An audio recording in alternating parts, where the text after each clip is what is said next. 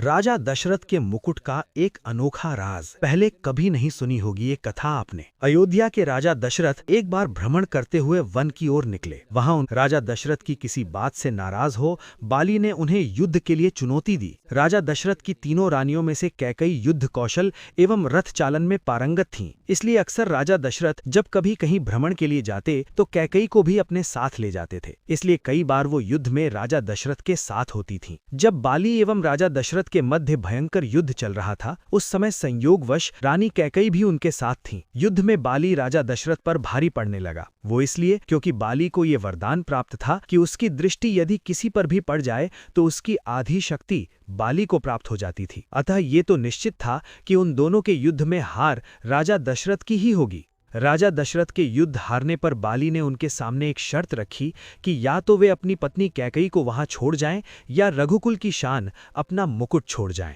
तब राजा दशरथ को अपना मुकुट वहां छोड़ रानी कैकई के साथ वापस अयोध्या लौटना पड़ा। रानी कैकई को ये बात बहुत दुखी। आखिर एक स्त्री अपने पति के अपमान को अपने सामने कैसे सह सकती थी। ये बात उन्हें हर पल कांटे की तरह चुभने लगी कि उसके कारण राजा दशरथ को अपना मुकुट छोड़ना पड़ा। वो राज मुकुट की वापसी की चिंता में रहती थी। जब श्री राम जी के राज तिलक का समय आया तब दशरथ जी व कैकई के बीच मुकुट को लेकर चर्चा हुई। ये बात तो केवल यही दोनों जानते थे। कैकई ने रघुकुल की आन को वापस लाने के लिए श्री राम के वनवास का कलंक अपने ऊपर ले लिया और श्री राम को वन भिजवाया।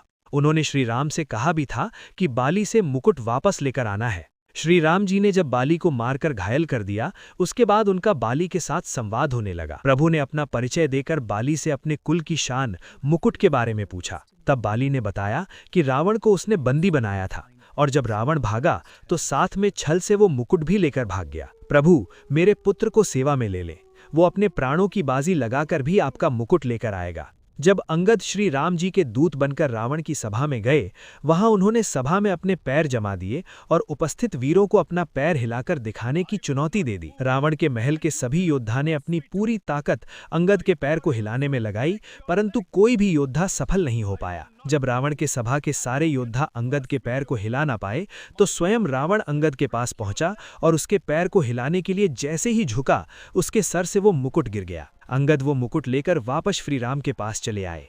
ये महिमा थी रघुकुल के राज मुकुट की। राजा दशरथ के पास से गया तो उन्हें पीड़ा झेलनी पड़ी। बाली से जब रावण वो मुकुट लेकर गया तो बाली को अपने प्राणों की आहुति देनी पड़ी। इसके बाद जब अंगद रावण से वो मुकुट लेकर गया तो रावण के भी प्राण गए, लेकिन रानी कैकई के कारण ही रघुकुल की लाज बच सकी। यदि कैकई श्री राम को वनवास नहीं भेजती तो रघुकुल सम्मान वापस नहीं लौट पाता। हमारे चैनल को सब्सक्राइब, लाइक, कॉमेंट, शेयर जरूर